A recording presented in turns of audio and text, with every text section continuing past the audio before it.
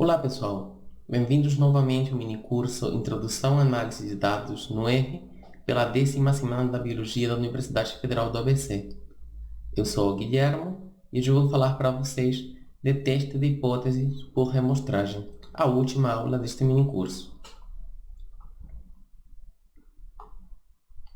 Nesta aula iremos falar sobre o que é reamostragem.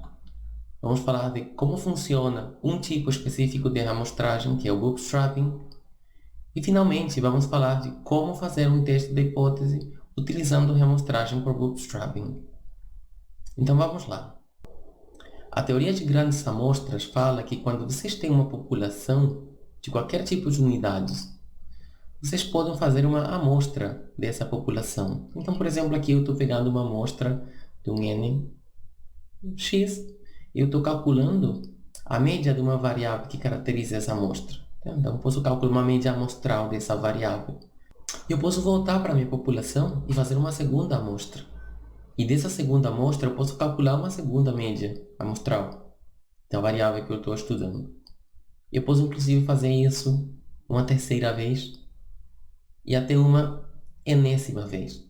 E eu sei que se eu pegasse todas essas iésimas amostras que eu peguei e calculasse as iésimas médias amostrais, pelo teorema do limite central, a distribuição de probabilidades das médias amostrais, ela segue uma distribuição normal, onde a média é a média das médias e o desvio padrão é o erro padrão das médias. Quando nós fazemos reamostragem, nós partimos da premissa que não conseguimos fazer isso. Não conseguimos voltar para a população para fazer uma amostra nova, direta da população. Então, o que nós fazemos é tentar construir uma distribuição probabilística amostrando muitas vezes os dados que nós temos disponíveis. Então, tentamos fazer uma aproximação ao teorema do limite central utilizando o que temos na mão, que são os nossos dados, para fazer uma estimativa dos nossos parâmetros através do nosso reamostragem, uma estimativa probabilística. Então, o que é isso do bootstrapping? Tá? Como que funciona essa técnica de reamostragem? O bootstrapping é definido como uma reamostragem com substituição dos nossos dados. Então, imaginem que eu estou na minha população e eu pego uma amostra única, com n igual a 14, eu calculo a sua média amostral. Tá? Essa média, eu vou tentar estimar probabilisticamente essa média, ou um intervalo de confiança, por exemplo. Né? Então, com esses dados que eu tenho, que são os únicos dados que eu trouxe da minha população, eu posso fazer uma reamostragem com substituição. E aí o que eu vou fazer? Eu vou pegar, por exemplo, da minha amostra, um bichinho de forma randômica, de forma aleatória. Eu pego esse bichinho e esse bichinho constitui a minha primeira observação. Aí ele volta para o pool, ele volta para a amostra. Aí eu vou tirar novamente um bichinho.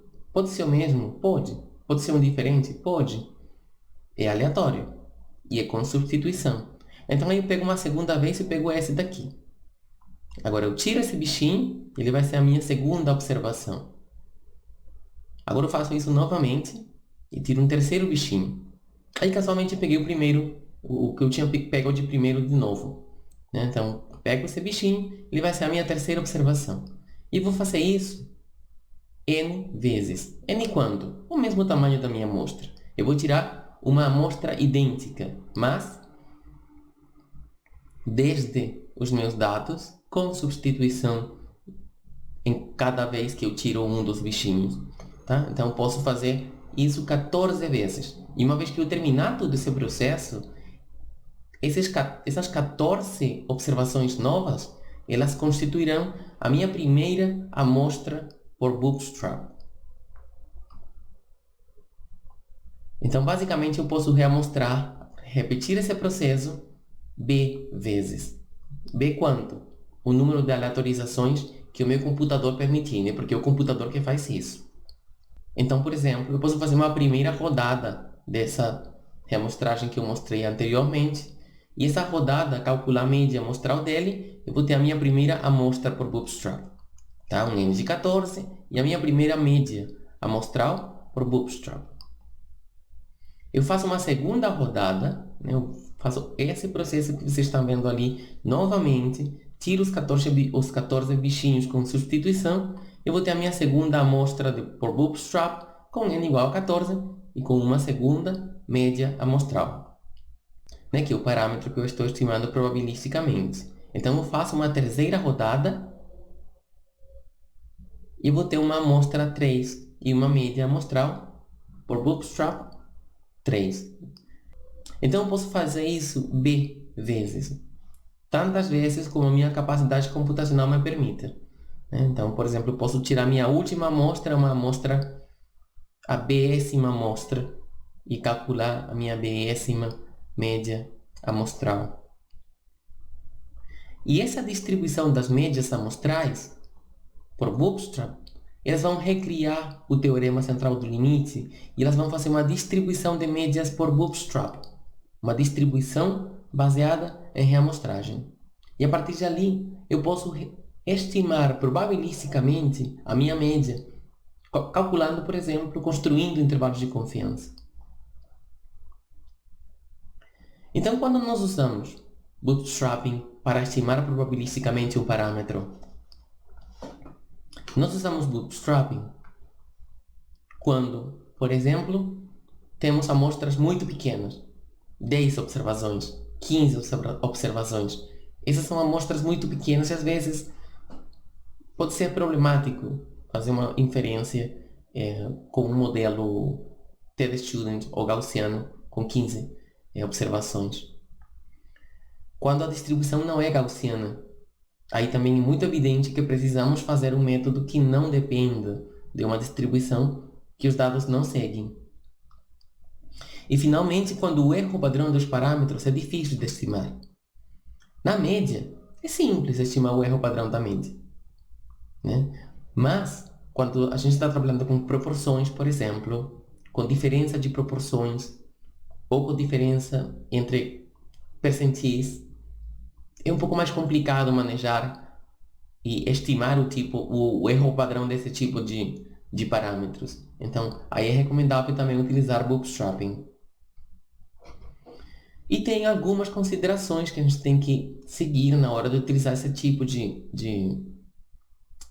métodos para fazer estimativas probabilísticas, né? Por exemplo, a primeira delas é que o B ele depende da nossa capacidade computacional. Então, quanto a um B decente agora com os computadores que temos, um B de 10.000, 100.000, né? Isso vai depender do quanto o seu computador consegue processar. A segunda é que aumentar o B, aumentar o número de aleatorizações que a gente vai fazer para construir a nossa distribuição Bootstrap, ele não aumenta a quantidade de informação que os dados fornecem. Os dados eles fornecem a mesma quantidade de informação. A gente tem que saber que se a nossa amostra é pequena, ela é pequena mesmo. Tá? A gente não vai esticar a amostra e transformá-la em um negócio maior. Não, ela continua sendo uma amostra pequena. Então, a quantidade de informação que ela fornece é sempre a mesma. Porém, aumentar o B, aumentar o número de aleatorizações que nós fazemos com nossos dados, permite obter uma melhor estimativa da distribuição amostral. Isso sim. Então, a gente consegue calcular, por exemplo, um valor de P mais preciso quando tratamos um teste de hipótese. Então é isso. Essa aula foi bem breve e na aula seguinte vamos jogar os dados e vamos fazer um teste de inferência utilizando o método de Bootstrap.